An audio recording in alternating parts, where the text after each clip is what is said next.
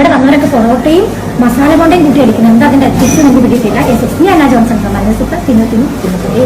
വൈകുന്നേരം ഞാൻ അപ്പം ചുട്ട വീഡിയോയ്ക്കിടയിൽ വന്ന കമന്റ് ഞാൻ കണ്ടു. കെട്ടിയവൻ ഉണ്ട തിന്നിരിക്കുമ്പോഴാണോ ചേച്ചി അപ്പം ഉണ്ടാക്കുന്നത്? കെട്ടിയവൻ ഉണ്ട തിന്നിരിക്കും എന്നുള്ളത് എന്റെ കൂടെ തന്നെയുണ്ട് കേട്ടോ. തിന്നുകൊണ്ടിരിക്കൂ. അനൂസ് ഫുട്പാത്ത് എന്ന് പറഞ്ഞിട്ടുള്ള ഇൻസ്റ്റഗ്രാമിനെ നിങ്ങൾക്ക് എല്ലാവർക്കും അറിയാമെന്നാണ് ഞാൻ കരുതുന്നത്. അനൂസ് ഫുട്പാത്ത് എന്നതിനേക്കാൾ ഉപരിയായിട്ട് തിന്നുകൊണ്ടിരിക്കും എന്ന് പറയുമ്പോഴായിരിക്കും കൂടുതൽ നിങ്ങൾക്ക് ഇവരെ മനസ്സിലാവുന്നുണ്ടാകുക. അപ്പോൾ ഇവരുടെ റിയൽ നെയിം വന്നിട്ട് അന്ന ഗ്രേസ് ഓസ്റ്റിൻ എന്നാണെന്നാണ് ഞാൻ മനസ്സിലാക്കുന്നത്. ഇവരുടെ ഹസ്ബൻഡ് ആയിട്ടുള്ള ജോൺസനെ ഇപ്പോൾ UK വിസ തട്ടിപ്പിന്റെ പേരിൽ അറസ്റ്റ് ചെയ്തിരിക്കുകയാണ്. അപ്പോൾ UK ഫാമിലി വിസ നൽകാമെന്ന് പറഞ്ഞുകൊണ്ട് തിരുവനന്തപുരത്തു നിന്നുള്ള ആര്യയുടെ അടുത്തു നിന്നും 44 lakhs തട്ടിയെടുത്തു എന്ന കേസിലാണ് ഇവരിപ്പോൾ അറസ്റ്റിലായിരിക്കുന്നത്. അപ്പോൾ എന്തായാലും നമുക്ക് ആ ന്യൂസ് ഒന്ന് കാണാം. മറ്റു വാർത്തകളിലേക്ക്. വയനാട്ടിൽ വിസ തട്ടിപ്പിൽ ഒരാൾ അറസ്റ്റിൽ. കൽപ്പറ്റ സ്വദേശി ജോൺസനാണ് അറസ്റ്റിലായത്. ഭാര്യയും ഇൻസ്റ്റഗ്രാം ഇൻഫ്ലുവൻസറുമായ അന്ന ഗ്രേസും കേസിൽ പ്രതിയാണ്. ഇവർ മുൻകൂർ ജാമ്യ ഹർജിയുമായി കോടതിയെ സമീപിച്ചിട്ടുണ്ട്. അനീസ വിശദാംശങ്ങൾ നൽകും. അനീസ, എങ്ങനെയാണ് ഇവർ വിസ തട്ടിപ്പ് നടത്തിയത്? പോലീസിന്റെ നടപടികൾ എങ്ങനെയാണ്? തീർച്ചയായും ഞെട്ടിക്കുന്ന വെളിപ്പെടുത്തലുകളാണ് ഇപ്പോൾ വരുന്നത്. ഇവർ ഇൻസ്റ്റാഗ്രാമിൽ വലിയ ഫോളോവേഴ്സ് ഉള്ള ഇൻസ്റ്റാഗ്രാം ഇൻഫ്ലുവൻസറാണ്. അത് മറയാക്കിക്കൊണ്ടാണ് അവർ ആളുകളിൽ വിശ്വാസം പിടിച്ചു പറ്റിയത് എന്നാണ് മനസ്സിലാക്കുന്നത്. ഈ ജോൺസണെ മാത്രമാണ് ഇപ്പോൾ അറസ്റ്റ് ചെയ്തിട്ടുള്ളത്. ജോൺസൺ ഈ ഇൻസ്റ്റാഗ്രാം അന്നയുടെ ഭർത്താവാണ്. അതേസമയം ഇവർ രണ്ടുപേരും പ്രതികളാണ്. FIR പ്രകാരം തിരുവനന്തപുരത്ത് സ്വദേശി ആര്യ നൽകിയിട്ടുള്ള പരാതിയിലാണ് ഇവർക്കെതിരെ കേസ് എടുത്തിട്ടുള്ളത്. ഈ ജോൺസന്റെ മുൻകൂർ ജാമ്യാപേക്ഷ കഴിഞ്ഞ ദിവസം കോടതി തള്ളിയിരുന്നു. ഈ പശ്ചാത്തലത്തിലാണ് പോലീസ് അറസ്റ്റ് രേഖപ്പെടുത്തിയത്. അറസ്റ്റ് ചെയ്തിട്ടുള്ളത് ഇന്നിപ്പോൾ കോടതിയിൽ ഹാജരാക്കും. സുൽത്താൻ ബത്തേരി കോടതിയിലാണ് ജോൺസനെ ഹാജരാക്കുന്നത്. ഈ ഇൻസ്റ്റാഗ്രാം ഇൻഫ്ലുവൻസർ ആയിട്ടുള്ള അന്നയെ ഇതുവരെയും പോലീസ് അറസ്റ്റ് ചെയ്തിട്ടുള്ള അത് പരാതിക്കാരി ആരോപിക്കുന്നത് ഇവർ മുൻകൂർ ജാമ്യാപേക്ഷ നൽകിയിട്ടുണ്ട്. അതുകൊണ്ട് മുൻകൂർ ജാമ്യം ലഭിക്കുന്നതിന് വേണ്ടിയുള്ള സാവകാശം പോലീസ് നൽകുകയാണ് എന്നാണ് ആരോപിക്കുന്നത്. 4 സ്റ്റേഷനുകളിലായി, സംസ്ഥാനത്തെ 4 സ്റ്റേഷനുകളിലായി ഇവർക്കെതിരെ കേസുണ്ട്. കളമശ്ശേരി, കരുനാഗപ്പള്ളി, കൂരാച്ചുണ്ട്, കൽപ്പറ്റ, ഈ 4 സ്റ്റേഷനുകളിൽ ഇവർക്കെതിരെ കേസുകളുണ്ട്. 44 lakhs അന്നക്ക് കൊടുത്തു എന്നാണ് ആര്യ ഇവിടെ ക്ലെയിം ചെയ്യുന്നത്. ഓട്ടിസം ബാധിച്ചിട്ടുള്ള കുഞ്ഞിന് മികച്ച ചികിത്സാ സൗകര്യം നൽകാമെന്നും അതിനോടൊപ്പം തന്നെ കുടുംബത്തോടൊപ്പം അവിടെ താമസിക്കാനുള്ള സൗകര്യം ചെയ്തു കൊടുക്കാമെന്നുമാണ് അന്ന ഇവർക്ക് വാഗ്ദാനം ചെയ്തിട്ടുണ്ടായിരുന്നത്. അപ്പോൾ ഈ ഒരു ന്യൂസ് വന്നപ്പോൾ സത്യം പറഞ്ഞാൽ ചാടിക്കേറി ഇവർ കുറ്റക്കാരാണ് എന്ന് പറയുന്നതിനോട് എനിക്ക് യോജിപ്പില്ല. ഈ ന്യൂസ് കേട്ട പാതി കേൾക്കാത്ത പാതി ഒരുപാട് ആൾക്കാർ അവരുടെ ഇൻസ്റ്റഗ്രാമിൽ കയറിയിട്ട് അവരെ അറ്റാക്ക് ചെയ്യാനായിട്ട് സ്റ്റാർട്ട് ചെയ്തിട്ടുണ്ട്. അപ്പം എനിക്ക് തോന്നുന്നത് അറ്റ്ലീസ്റ്റ് അവരുടെ ഭാഗത്ത് നിന്നും എന്താണ് സംഭവിച്ചത് എന്ന് കേട്ടതിന് ശേഷം മാത്രമേ നമുക്ക് എന്താണ് സത്യം എന്താണ് കള്ളം എന്ന് മനസ്സിലാക്കാനായിട്ട് സാധിക്കുള്ളൂ എന്നാണ്. കാരണം ഇതുപോലുള്ള ഫേക്ക് ന്യൂസുകൾ ഇതിനു മുന്നേ നമ്മൾ ഒരുപാട് കണ്ടിട്ടുള്ളതാണ്. അതുകൊണ്ട് തന്നെ ഏതാണ് സത്യം ഏതാണ് കള്ളം എന്ന് പറയാൻ പറ്റാത്തൊരു കാലമാണ് ഇപ്പോൾ നമ്മുടേത്. ന്യൂസുകാർക്കാണെങ്കിൽ ഏതെങ്കിലും പോപ്പുലർ ആയിട്ടുള്ള ഒരാളുടെ എന്തെങ്കിലും കിട്ടിക്കഴിഞ്ഞാൽ അവരെ കരിവാരിത്തേക്കുക എന്നുള്ളത് പലപ്പോഴായിട്ട് നമ്മൾ കണ്ടിട്ടുള്ള ഒരു കാര്യം തന്നെയാണ്. സോ അതുകൊണ്ട് തന്നെ ഞാനും വെയിറ്റ് ചെയ്യായിരുന്നു ഇവരുടെ ഭാഗത്ത് നിന്ന് എന്തെങ്കിലും രീതിയിലുള്ള എക്സ്പ്ലനേഷൻ വരുന്നുണ്ടോ എന്ന് അറിയാനായിട്ട്. സോ ഞാൻ ഇവരുടെ ഇൻസ്റ്റഗ്രാം ചെക്ക് ചെയ്ത സമയത്ത് ഇവർ കുറച്ച് മുന്നേ ആയിട്ട് ലൈവിൽ വന്നിട്ടുണ്ടായിരുന്നു. അപ്പോൾ ലൈവിൽ അവരുടെ ഹസ്ബൻഡും അവരുടെ കൂടെ ഉണ്ടായിരുന്നു. അറസ്റ്റ് ചെയ്തു എന്ന് പറയുന്ന ആ ഒരു ഹസ്ബൻഡ് ആ ഒരു ശിശുയുടെ കൂടെ ഉണ്ടായിരുന്നു. അപ്പം ഇത്രയും വലിയൊരു തട്ടിപ്പൊക്കെ നടത്തിയിട്ട് ഇത്ര പെട്ടെന്ന് ബെയിൽ കിട്ടുമോ എന്നുള്ളത് എനിക്കറിയില്ല. സോ എന്തായാലും ഇവരെന്താണ് ഇതിനെക്കുറിച്ച് പറഞ്ഞെന്നുള്ളത് നമുക്കൊന്ന് കേട്ടു നോക്കാം.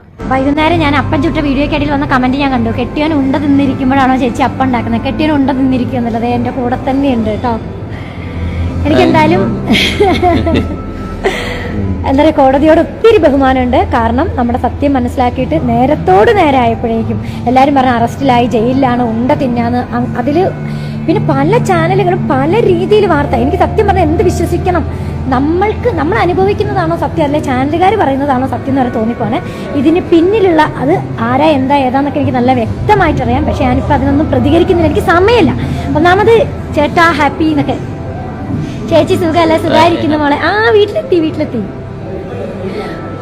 ഒരു ഉപാധികളും ഇല്ലാതെയാണ് കേട്ടോ ജാമ്യം കൊടുത്തേക്കുന്നത്. ഒരു ഉപാധികളും വെക്കാതെയാണ് ജാമ്യം കൊടുത്തിരിക്കുന്നത്. പിന്നെ അതും എന്താ പറയുക, ഇതിന്റെ ഡീറ്റെയിൽഡ് ആയിട്ടൊക്കെ പറയണമെന്നുണ്ട്. ഞാൻ പിന്നെ ലൈവ് വരുമ്പോൾ പറയാം.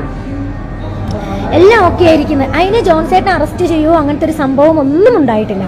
ജോൺസേട്ടനെ ജസ്റ്റ് അവരൊന്ന് കസ്റ്റഡിയിലെടുത്ത് കുറച്ച് സമയമായപ്പോഴേക്കും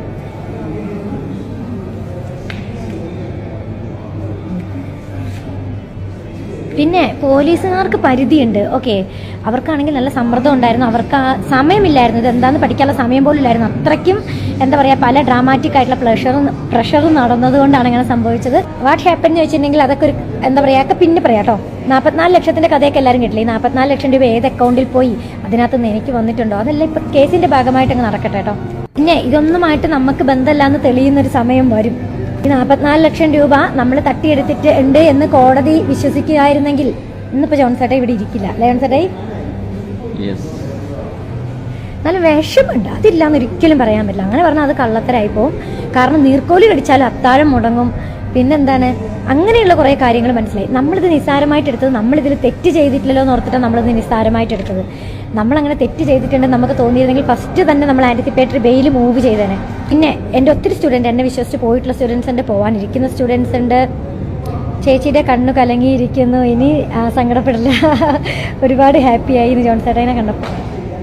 അഡ്വക്കേറ്റ് ചിരിയ, ബിലീവ് ഇൻ കർമ്മ, യെസ് ഡെഫിനറ്റ്ലി.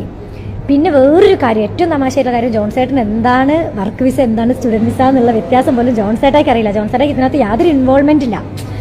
ഇത് എൻ്റെ വർക്ക് റിലേറ്റഡ് ആയിട്ടുള്ള കാര്യങ്ങളൊക്കെ ഞാൻ തന്നെയാണ് ചെയ്യുന്നത്. സ്റ്റുഡൻസിൻ്റെ കാര്യങ്ങളൊക്കെ എല്ലാം ഞാൻ തന്നെയാണ് ചെയ്യുന്നത്. അതാണെങ്കിൽ യൂണിവേഴ്സിറ്റിക്ക് ഡയറക്റ്റ് കമ്മീഷൻ ഡയറക്റ്റ് ഫീസ് അടച്ചിട്ടാണ് പോകുന്നത്. ഒരു പൈസ പോലും നമ്മുടെ കയ്യിലേക്ക് വരുന്നില്ല. യൂണിവേഴ്സിറ്റി തരുന്ന കമ്മീഷൻ മാത്രമേ നമ്മളിലേക്ക് വരുന്നുള്ളൂ. ആളുകൾക്ക് സ്റ്റോറി ഇടാൻ ഇൻട്രസ്റ്റ് ആണ്. അവർക്ക് എന്നെ പേഴ്സണലി അറിയത്തില്ല, ഒന്നുമില്ല, എന്താണ് കഥ എന്ന് പോലും അറിയില്ല. അത് എന്താ പറയുക, ഇതൊരു മാഫിയാണ് ശരിക്കും പറഞ്ഞിട്ടുണ്ടെങ്കിൽ. പിന്നെ അതുപോലെ തന്നെ ഈ സ്റ്റഡി അബ്രോഡ് എന്ന് പറഞ്ഞാൽ ഭയങ്കര ഒരു കോമ്പറ്റീഷൻ പിടിച്ച മേഖലയാണ്, ആർത്തി പിടിച്ച മേഖലയാണ്. ഞാനിതൊരു സർവീസ് പോലെയാണ് ചെയ്യുന്നത്. എൻ്റെ മോളെ ഞാൻ എങ്ങനെയാണോ കെയർ ചെയ്യുന്നത് അതുപോലെയാണ് ഞാൻ വിടുന്ന ഓരോ സ്റ്റുഡൻസിനെ. അങ്ങനെയല്ലാന്ന് ഏതെങ്കിലും ഒരു സ്റ്റുഡൻസിനെ കമൻറ്റ് ചെയ്യാൻ പറ്റുമോ? ഞാൻ രാത്രിയൊന്നും ഉറങ്ങാറില്ല. നമ്മുടെ പിള്ളേർ പോകുന്ന സമയത്ത് അവരുടെ പാർട്ട് ടൈം ജോബ് എല്ലായിട്ട് ഞാൻ ഉറങ്ങാറ് പോലുമില്ല. അപ്പോൾ ഇതിൽ നല്ല കോമ്പറ്റീഷൻ ഉണ്ട്. ഒത്തിരി പേര് എന്നെ പ്രൊമോഷൻ വീഡിയോ ഒക്കെ ചെയ്യാൻ വിളിച്ചിട്ട് UK തന്നെയുള്ള 2 വ്യക്തികൾ എന്നെ അവരുടെ ബിസിനസ്സിന് ടൈപ്പ് വിളിച്ചതാണ്. ഞാൻ പോയിട്ടില്ല. പക്ഷെ ഇന്നിപ്പോൾ അവർ എനിക്കെതിരെ വീഡിയോ ചെയ്തപ്പോൾ ഞാൻ ഞെട്ടിപ്പോയി. ഇതാണോ ദൈവമേ ലോകം എന്ന് ചിന്തിച്ചു പോയി. എനിവേ എന്താ പറയുക, ആവാം. പക്ഷേ എന്താണ്, നമുക്ക് മനുഷ്യനല്ലേ, കുറച്ചൊക്കെ ഒരു നീതിപൂർവ്വമായിട്ട് ചിന്തിച്ചൂടെ? ഞാനൊരു ഫാമിലി വുമൺ അല്ലേ, എന്തൊക്കെ കമൻറ്റുകളാണ് നിങ്ങൾ ഇടുന്നത്?